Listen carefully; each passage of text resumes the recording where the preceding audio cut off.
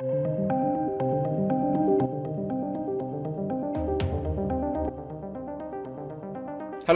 and welcome to the channel, ladies and gentlemen. We've got an update on some Clive Barker news today, I guess you could say.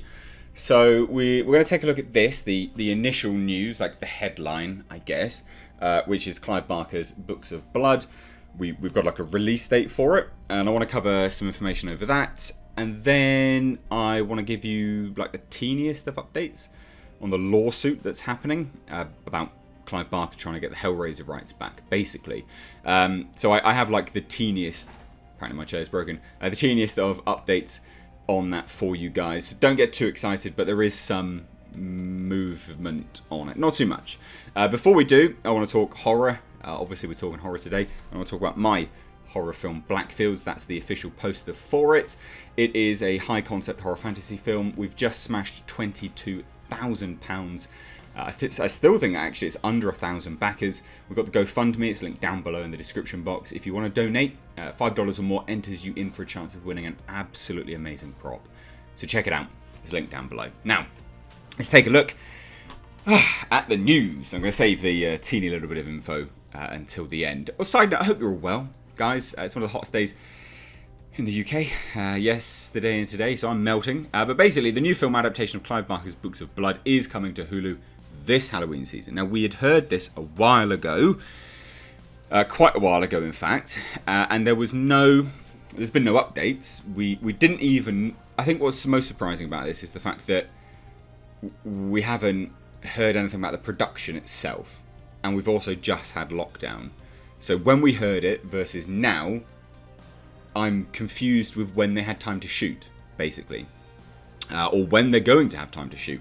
And if they do have time to shoot, there's not going to be much post. So I don't think this is not designed to make money. They're not spending a lot of money on this. Logic would dictate it anyway. That's personal thoughts. So this report is over on Bloody Disgusting, and it continues with, not to be confused with the 2009 film Book of Blood, which adapted a couple of Clive Barker's Books of Blood stories. A brand new adaptation of those tales is headed our way this Halloween season with Hulu's Books of Blood, a feature film anthology. So it's not a film, is it? It's an anthology within a film. I know there's like a technical difference there. Which is arriving in October. When have they got time to shoot? Because productions have technically not really begun yet. They're looking to start in July, am I right? I think. September, October. I mean, July, September, October. There's not much time. So this is not going to be big budget. This is designed, whoever has the rights, Hulu, aka Disney, they obviously didn't get much for them. And they're looking to, I would assume, build a bit of profile for Clive Barker again.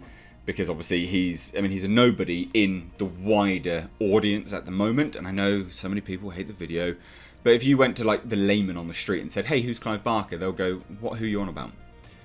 So I think they're looking to build a bit of profile for him. Because I can't imagine, there's no post for this, is there? Like, where do they have the time to make this?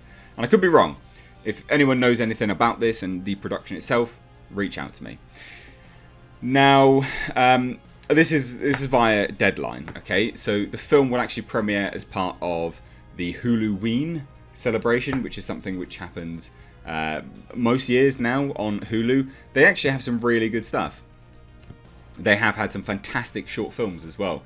And as much as I like the evolution, I guess, from going from short films to bigger features, which I guess still, Books of Blood is still technically short films, just tied together into one.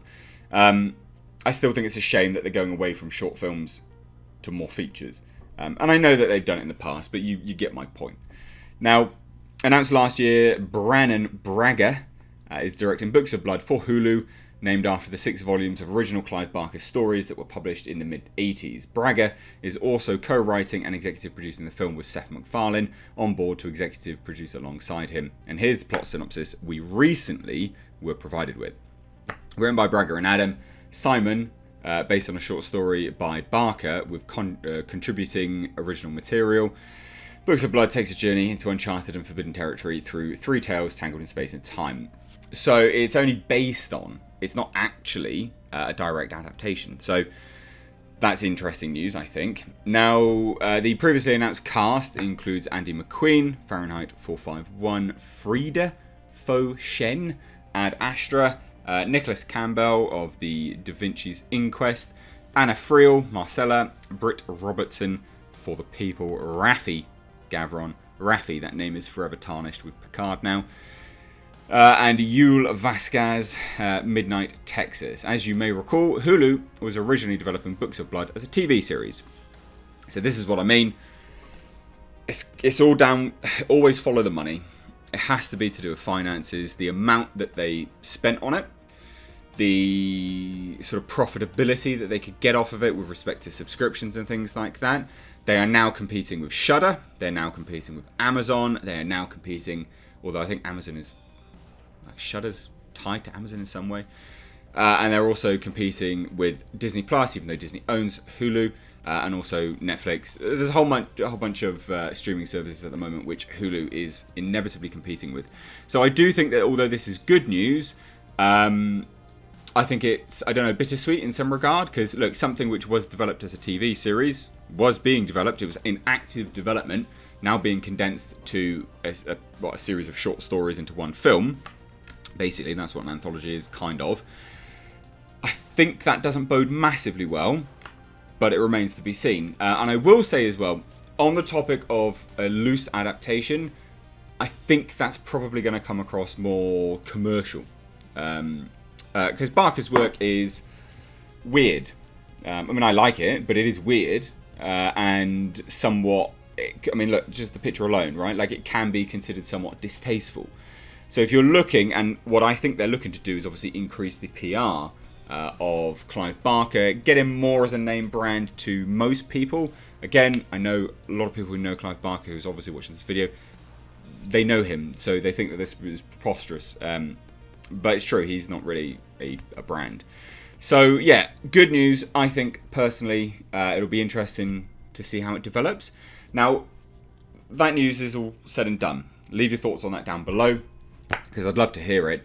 But we want to touch on the topic of the lawsuit. And I do think that this has some connection in some way.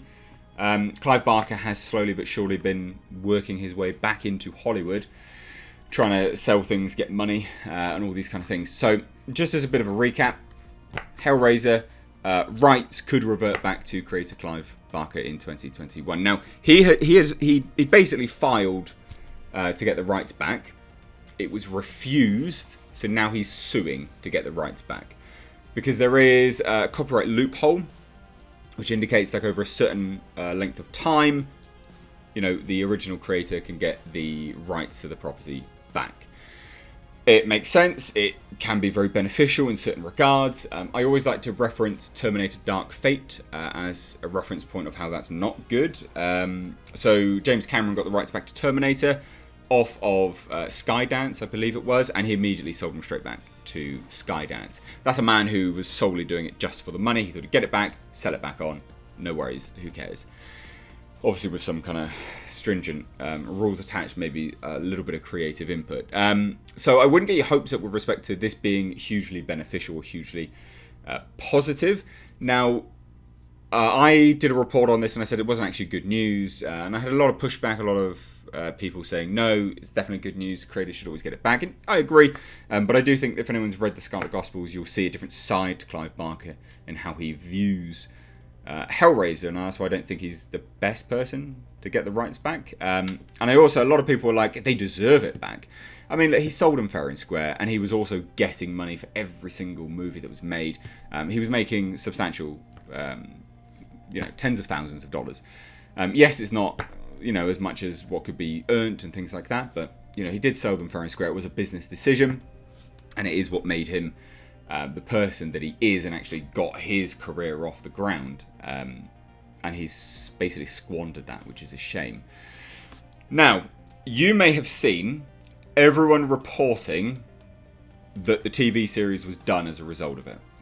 Alright? I've seen multiple horror YouTube channels that are apparently the bee's knees. They know everything when it comes to horror. They're the pinnacle. They got the cherry on top. They know insiders. Now, it's still... That's not confirmed at all, in fact. I have reached out to some sources directly attached to the production. In fact, in the active development of the series. And they're very positive on it not affecting it in any way, shape or form, which kind of goes back to my original video where I said I don't think it's going to affect it because I think it's different rights. Hence why that guy was able, the guy who owns the rights to the Hellraiser TV series, was able just to sit on them without making anything for years. Whereas the movies are different, you know, you have to make product as a rights retainer or else it returns back to the original rights holder. And this is where I think that the TV series is actually completely separate to that. But I could be wrong, but anyone I've spoken to is very positive. I'm waiting for a clear-cut confirmation. It hasn't come through yet, but because we've got Clive Barker news, I thought I would just tack on this sort of optimistic point at the end. So let me know your thoughts on all of this. Please don't drink the Kool-Aid from the other people that are just confirming it. It's not confirmed.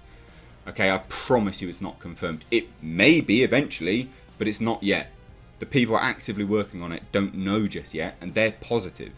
So we shall see how it develops. But let me know your thoughts down below in the comments. If you're new here, I'd love to hear all of your thoughts, and I'd love for you to subscribe, turn your bell notifications on, you know, give this video a like and a share. It shows me that you like it. Yeah, good stuff. So cheers, guys. Thank you so much. Take care.